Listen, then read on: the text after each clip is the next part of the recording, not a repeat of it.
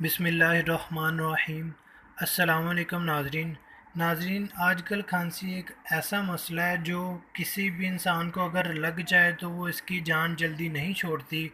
नाजरीन, आज हम आपको इस वीडियो में खांसी का एक रूहानी इलाज बताने जा रहे हैं। नाजरीन, रोज़ाना किशमिश के 40 दाने और 3 अदद बादाम लेकर इस पर 11 बार दुरूद शरीफ पढ़कर दम करके खा लें। इसके ऊपर 2 घंटे तक पानी ना पिए नाजरीन। इंशाअल्लाह खांसी में बहुत फ़ायदा होगा और खांसी मज़ीद नहीं आएगी, बलगम निकलेगा और मज़ीद नहीं बनेगा। नाजरीन, बहुत छोटे बच्चों के लिए हस्बे ज़रूरत मिकदार कुछ कम कर दें। नाजरीन, सूरत हाल देख कर इस इलाज को जारी रखें।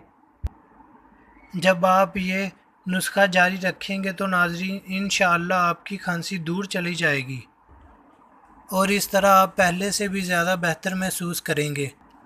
नाजरीन, अगर आपको हमारी वीडियो अच्छी लगे तो इसे लाइक, शेयर और कमेंट ज़रूर कीजिएगा और हमारा चैनल सब्सक्राइब करना मत भूलिएगा।